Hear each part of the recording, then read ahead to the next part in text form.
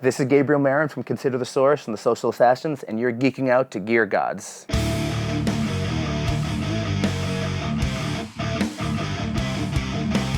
We're going to talk about this crazy instrument that I have in my hands that I play. This is my second double neck. This is the second generation double neck. It has heads. My first double neck I played for about 10 years with a headless guitar. And so this new one is a Vigier double neck, customized by luthier Jim Kozel, who built my original double neck. And you know, there's a lot of work into this guitar because it's clearly there's a lot of crazy electronics on it. I have 5 cables coming from it. That's I'm told it's not the normal amount of cables that come out of a guitar. And so, what's the deal with it? Well, basically, it's a fretted guitar on the bottom, so I can play normal guitar stuff. And then on top, I have the fretless neck, so,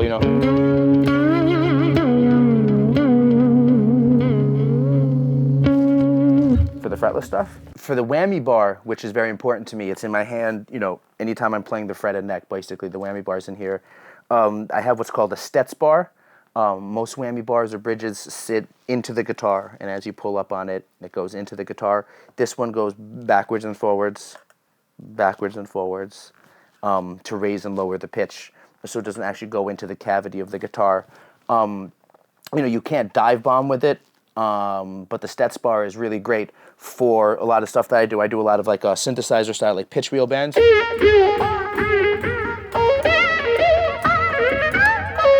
Pulling up on the bar, so for that sort of stuff, this is a really great system, and it stays in tune nicely. So the Stets bar is cool. And now these crazy electronics that I have. So these are invented by Paul Vaux, who invented the Moog guitar. He was Moog's chief inventor for a long time, and he invented this awesome system. It's basically, so the first thing is almost like I used to use an EBow a lot. Like I would use an EBow 40% of the time. I was always having it on a stand, but this has almost like the basic thing is having an EBow on each string. So that just can ring. So I can have a note that rings, and then I can play above it like a drone.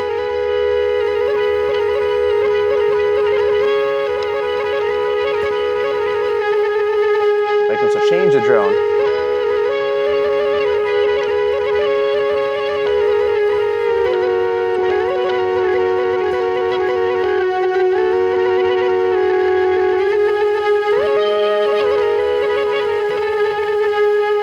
Which is awesome. But in the same way that I can give sustain, first it giveth, then it taketh away, I can take away the sustain and go, and give that very sort of done.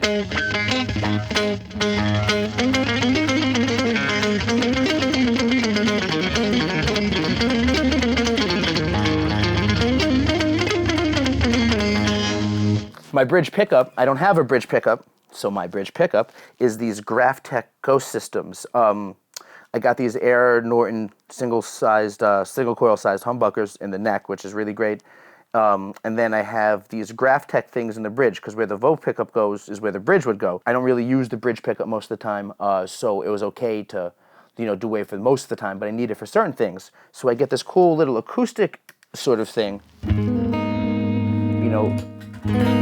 almost sounds like an acoustic guitar. I don't strum much, but if you strummed, you could, play all your favorites. I had to, I'm sorry. I don't really know how to strum much else besides that. But, so that sounds really cool. So go back to what I was saying before. When I have the sustain going, I can take away the sustain, like I did, but then if I add the removed sustain, which is a weird sentence, to the sound of the piezo pickups, I get a very cool sort of almost like North African.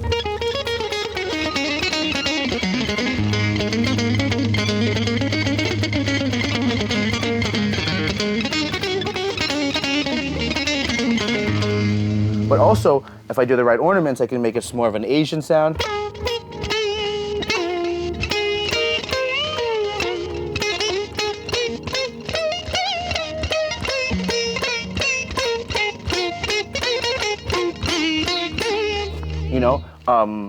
So those are just just with the pickups I have no real effects on right now.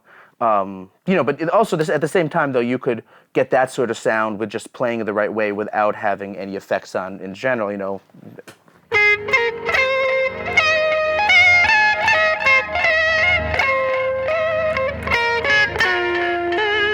You know, so you don't need that, but it aids in it. And then another really, really cool thing about this is that I can make harmonic arpeggios. So for example, I know this is going to be hard to believe that there's no effects on, but I have, like similar to the band, no effects, I have no effects on, and I'll play one note.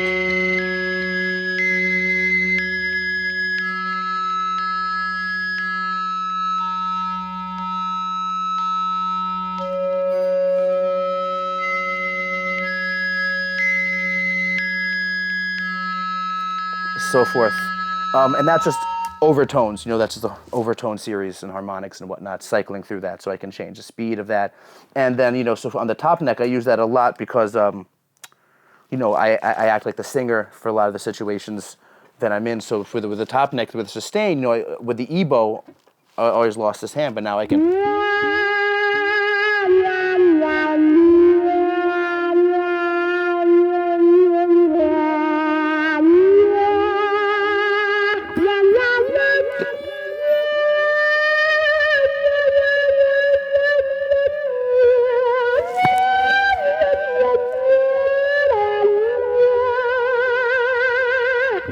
You know, so without having to do the E-bow, that's nice. It frees me up a bit. And then, of course, I get the double subs. You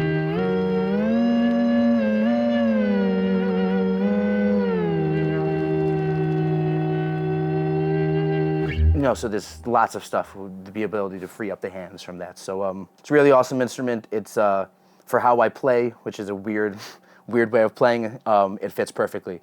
So the way these pickups are unbelievably close to the string, so I have to relearn how my entire right hand goes, and that's pretty hard thing to learn this deep in the game. But you know, for all the sustain and stuff like that, for how I play, it's worth it to be able to, you know, sustain the melodies and stuff like that.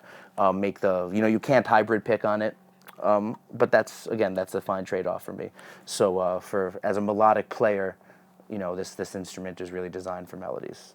So now we're going to talk about the pedal board, or I should say 3 pedal boards, because I have 3 pedal boards that surround me. And a couple quick questions to get out of the way right off the bat. It's messy. It doesn't bother me. My OCD is fine with it. It's not that much room. It's enough room for me. Okay? We don't have to make these comments. I get it's messy. I get it's crammed. I'm fine with it. It's okay. So now, moving on from that, we'll go through the signal chain. So my guitar has 2 outputs for the guitar and 2 outputs for the MIDI. The fifth is the power for the pickups. Now, so the first thing my guitar does is it goes into this Morley AB box, and that allows me to switch necks. I can have the bottom neck or the top neck. You know, so there's that. It's pretty easy. I can have them both on at the same time if I wanted. I haven't found a use of that yet. Then my sound goes right into this Pigtronics Philosopher's Tone compressor, which is like a nice clean boost, and it's just a bit of a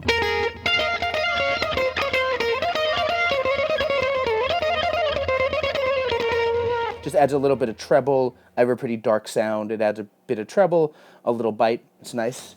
And then from there, my sound goes into this other Morley AB box, which goes to this Boss SY300 synthesizer. One channel goes into that. One channel goes into a clean thing. It allows me to run a output of that into an amp that's untouched by my pedals, but I won't show that right now. So basically, I use this for a lot of different synth lead sounds, such as this is one that I have it on right now. What sort of sound is this? This is like my sci-fi patch, so it's a bit of like a cool like.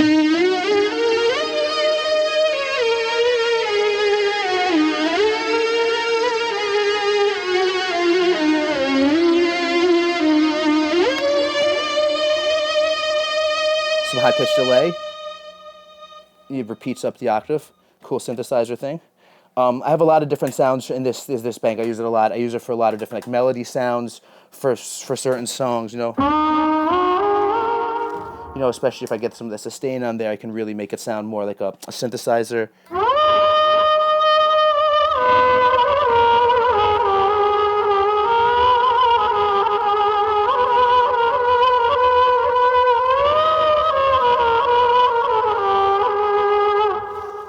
Cross with some sort of Eastern instrument there. So then, from the SY300, my sound goes to the Moog Cluster Flux, which is an experiment, putting a flanger at the beginning of my signal chain, more or less. I haven't really done that before. No, I take that back. I've done that before, but not with this pedal. This pedal is a different sort of flanger. Like right now, I have it jumping between 5 different waveforms, which is pretty cool. I can, so that, especially with certain, like, if I add the right kind of distortion sound to that, that's a very interesting.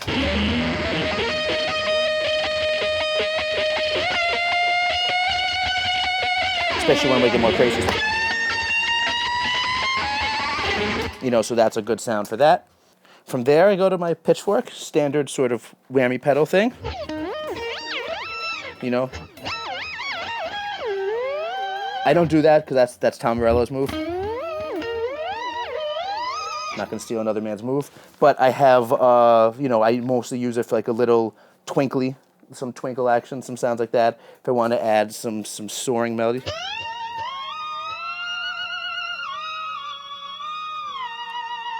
You know, it's a good pitch shifter. It's just pretty self-explanatory. Then I have the Morley wah, favorite wah I've used. Good vocal sounding wah. I often use it as a filter all the way down for more like a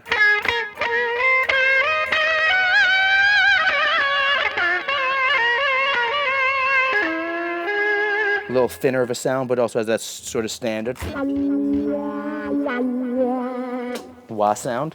Then I have my volume pedal for guitar, which is very important. I was saying my legs are going to be different length when I get older from how much time I have of the show with my left foot on the volume pedal. It's the most important thing for any of the melodies I play. It's basically the phrasing tool. It's how you make words. It's how you make sounds. It's how you cut off sounds. It's breath. So like the volume pedal for me is the most important pedal in a lot of ways. It's how the instrument breathes and becomes more than a string instrument and more enters just a sound tool as opposed to just like a pluck thing, which is great, but that's just not how I play. And then that goes back to this looper situation, and so from here I control most of these pedals. It's a one-at-a-time looper. I don't program multiple things. I improvise too much. I'm a petulant child. I don't want to play the same thing every night. I would be really bummed if I had to play the same thing 2 nights in a row, let alone a whole tour. So I'm constantly improvising and changing things. Explains the mess.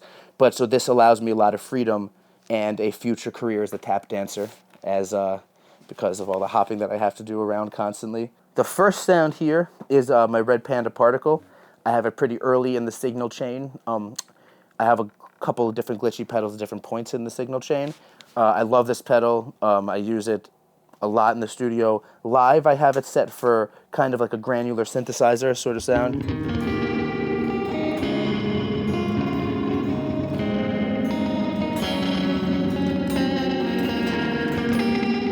You know, very cool.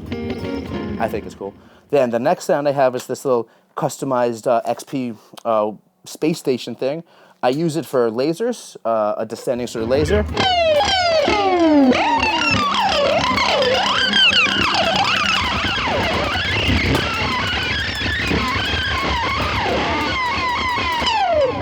Sometimes a laser fight is a valid solo. Then next I have two sounds, not 2 chains because I'm not a rapper. I have 2 sounds in this next chain. One I have is this Nirvana Nana Nana Nana Nana Banana Anna Anna pedal. It's Banana Anna Effects. It's a Japanese company that's awesome. They make a lot of cool things. And this one's called Nirvana Anna. And it does some cool like PILO things, but it's like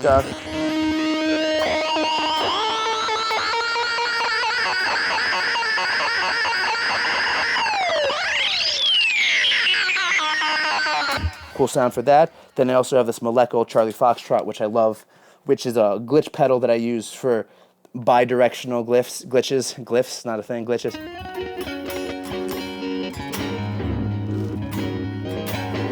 So if I play some, you can really hear it like that. A fun thing to do is play a long sustainy line sound with that sort of glitchy sound.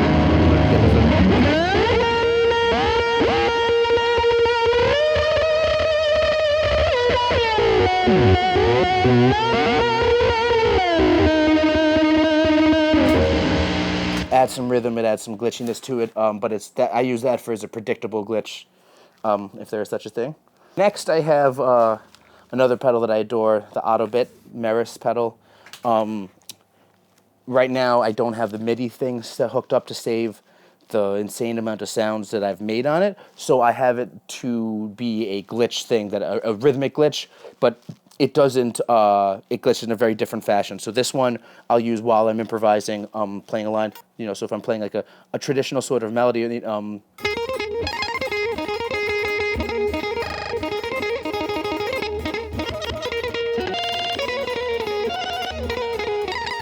so it adds those little high-pitched things to that, which is cool because then if I'm playing, some more of a solo-y sort of thing,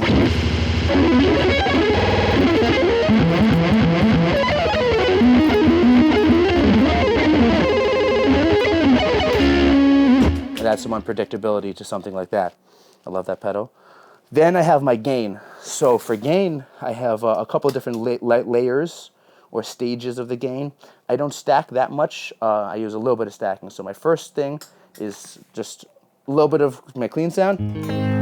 I add the philosopher's tone. I get a little bit of grit, not much. Next level would be to add my rat. It's a nice mid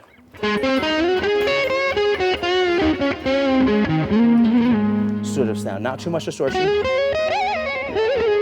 Then I add my philosopher's tone, get a middle rat.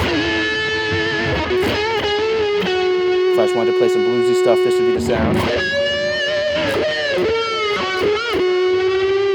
This would be a good sound for that. It's a nice little middle ground. I use this when I'm playing melodies a lot of the time.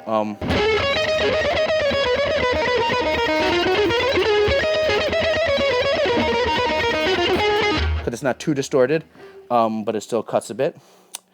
Especially with some of the more singy sounding melodies, I can get things to sing nicely with not that much.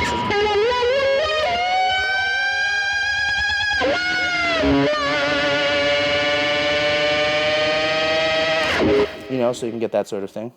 Then my next stage of gain is my main lead sound, which is this Catalan bred Katzenkönig, which is like a rat clone plus a fuzz pedal. So it's kind of, you get that normal distortion sound, but then I can add all those elements of a fuzz sound. So you're picking nice, but it's not like a very metal. It doesn't really crunch. It's more of like a Sabbathy, if I play rhythm sort of stuff. And it soars nicely, which is important for me. And then I have this Electrofaustus guitar super disruptor, which I really like. It's for like my 8-bit weird fuzz. Very spitty, which I really, which is cool like on its own, but then you add some sustain to it, what I used to do with the EBO, and then all of a sudden you get a really cool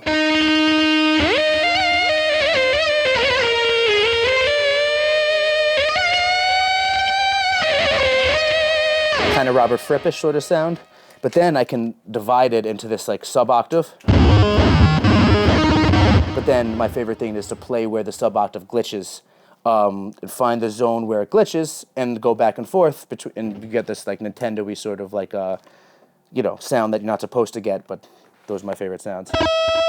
So there's your, like, right here is a glitch.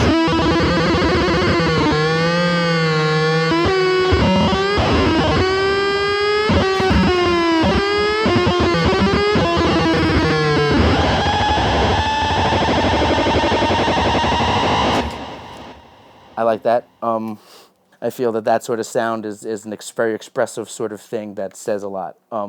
Then I have my phaser, my Boss Super Phaser, which I got with my very first guitar. So I've had this pedal on my board since I just started playing, and I love it. It's very simple, very warm. I played a zillion phasers, but just this one does. I just like that sound.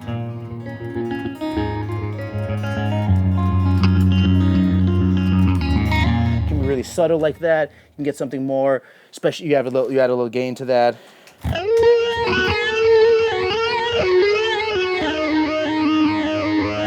Cool sound. Then I have another pedal that I'm crazy about, the Drolo Effects Molecular Disruptor. It has like 8 different sounds in it, so this one I can't show everything. Right now, live I have it set up for basically like kind of a random octave switcher. So I'll play octaves. So it's not 100% going back and forth between the octaves. So this is good. Again, this is the kind of thing that adds some liveliness to a sustained line.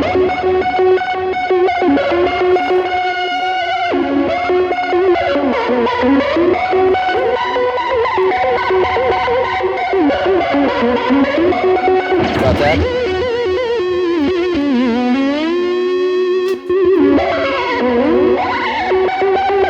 Yep.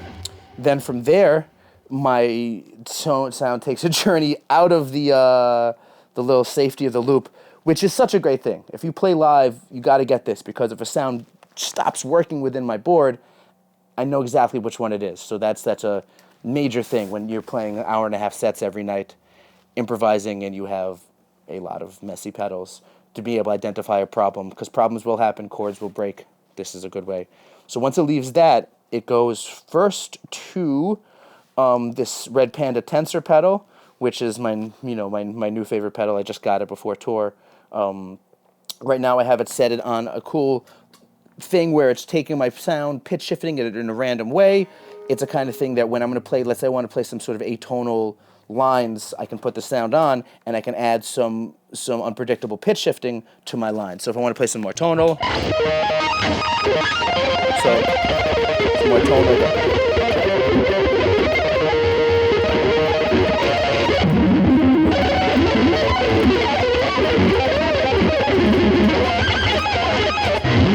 Madness. For parts of the song that require madness, that works very well.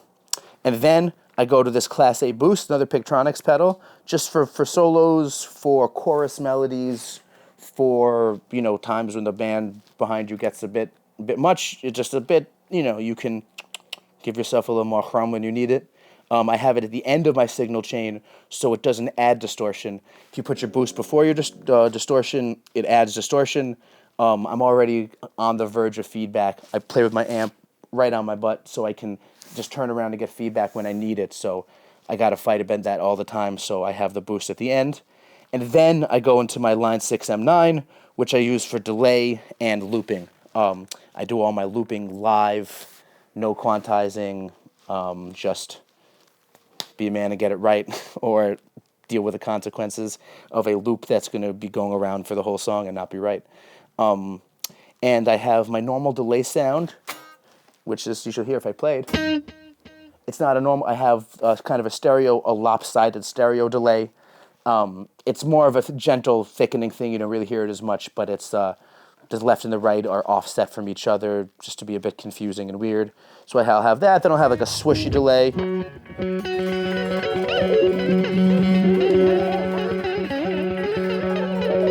Nice little swishy sort of thing. Then I'll have some reverbs, a short reverb, then like a really long reverb for those times you want to just hit those sort of and just let it go. Yeah, and then the one pedal I skipped. I did skip the Eventide pitch factor. That's a thing that I use a lot. It's I use it for a bunch of different things. On the new CTS album, we have a song where, the whole song almost, I'm playing melodies on the fretless with this cool harmonized patch.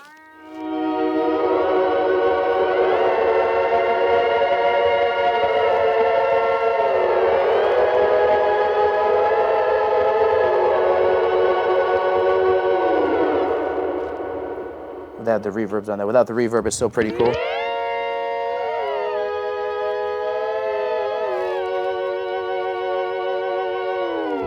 I have that set kind of like a drunken chorus. I don't have it 100% tight like this one. I'll have it more of a tight sound. The pitch shift goes with it. The next one I have the pitch shifting on a delay sort of thing, so it's...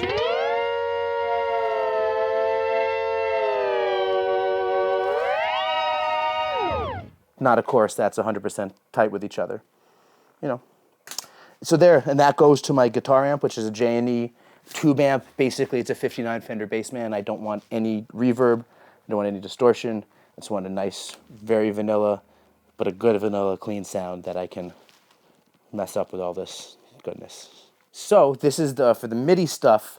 I run a Roland keyboard amp, a 1x15 keyboard amp on stage as well, and that the MIDI goes out of MIDI is full frequency, keyboard is full frequency. It needs a full frequency amp. Guitar sounds crappy like full frequency. You plug a guitar into the board and you get all sorts of these sounds that are, maybe people like it, I don't like it. You know, so, you know, have the two amps if you decide to use MIDI. If you want to use MIDI on guitar, my suggestion is to don't do it, because it's really a pain and it's really frustrating, and you have to be very aware of the fact that if you're a guy that needs precision, it's not the thing for you. I'll play a G sometimes and it'll track a C, and I can roll with that because that's what I like to do. But if you want that to be a G every time, as you'll see when I demonstrate, things will glitch out. It's just the nature of the beast. So far, this technology is not perfect yet, but it is cool sounding. So on the bottom neck, I have this GR55. I use it mostly for pad sounds and sounds of, you know, like that I'll use like as keyboard reinforcement sort of sounds. So, for example, I won't use like other instrument sounds on its own, but I'll use this for, you know, I'll fade something like this synthesizer lead in between. Where am I going? Oh.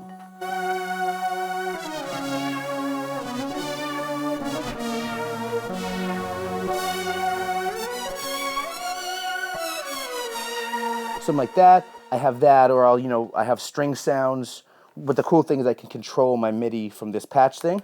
So I'll have something, maybe my accordion.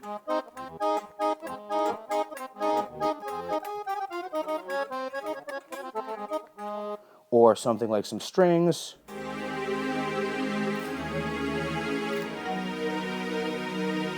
Or another sound, like a sort of sound that I really like to make is like a sort of synth sound. Hold on a second. We have some sort of a jazz band playing along. See, those are just glitches that I wasn't even doing.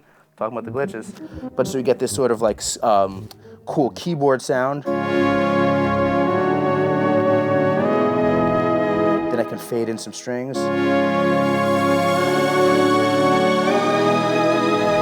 And then I can add my guitar sound to that, so I can have some sort of glitchy, pitch shifted up guitar sound happening with the strings, with the synth. So I can be, you know, like a keyboard player and a guitar player at once, which is, you know, kind of what I do. Then for the next neck, I have this different synthesizer. I can do the same thing. I can control the patch on this one. This one I'll use more for instrument sorts of things. Sounds like that, or synthesizer lead sounds.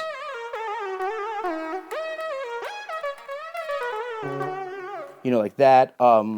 And some of the sounds I'm, you know, most known for, I guess, would be like the trombone sort of thing with all the klezmer music it fits.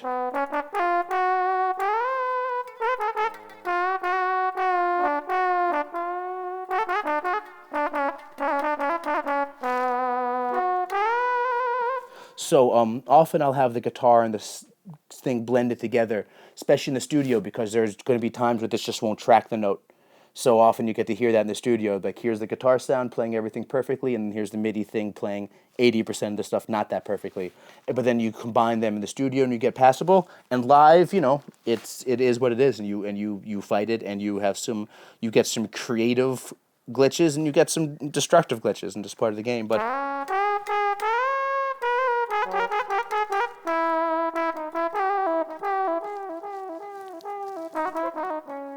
you know, so this sort of sound will track the microtonal things fairly well.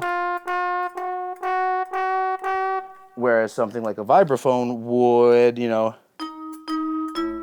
doesn't really track, there's no microtonality on this. So, you know, you gotta do that a little bit more precise, because again, if I play a note that's not right, it's just not gonna track. So you just gotta play those perfectly in tune if you can do a little situation like that. Yeah, and this one I can also have those sort of like synthy drone sounds. This is another one I made that's like a voice plus strings. Just like that.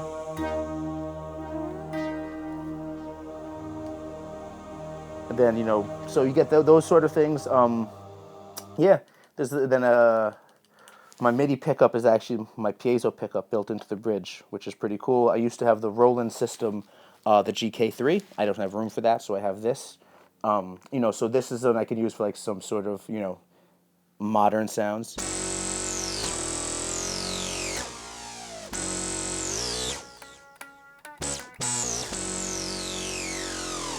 You know, so, or that like classic Leanne hammer.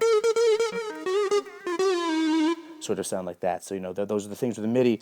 But the MIDI, I feel, really is great when I can combine it with the guitar. That sort of MIDI sound plus my weird playing style on the normal guitar, not normal, my whatever you would call guitar sound together forms like a very cool half keyboard, half guitar, half world music instrument thing that, you know, that's what I'm going for. So don't get this set up if you're, you know, trying to be in a Skynyrd cover band or something like that. Don't get this, you know, if there's some people out there who I know, famous guitar players, who say making guitar sound not like a guitar, it's not the right way to go.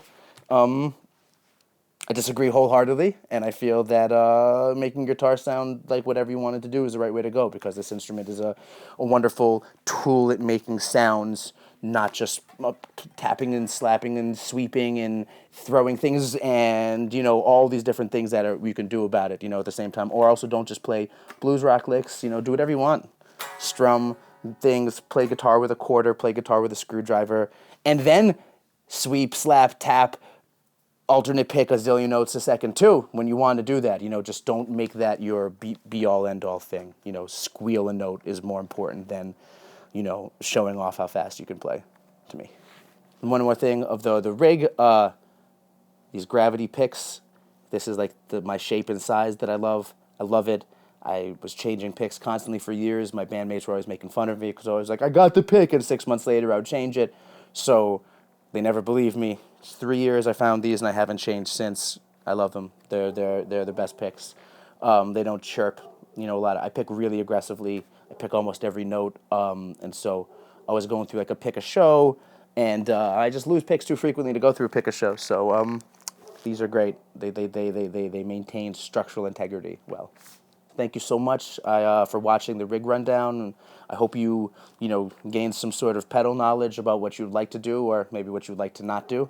Either one, it's good knowledge to get. Got my first solo album coming out early November. It's called Various Situations Volume 1. It's 3 separate bands with 3 totally different sounds in one album. Also, new Consider the Source album. Really, really excited to get this stuff out for you guys to hear. GabrielMarinMusic.com. ConsiderTheSourceMusic.com, Gabriel Marin Music on Facebook, and I just made an Instagram because I'm a modern person and that's what people do. And Consider the Source on Instagram. Find us, check us out on tour, check out these things coming out very soon and early next year. Again, thanks for watching. See you out there.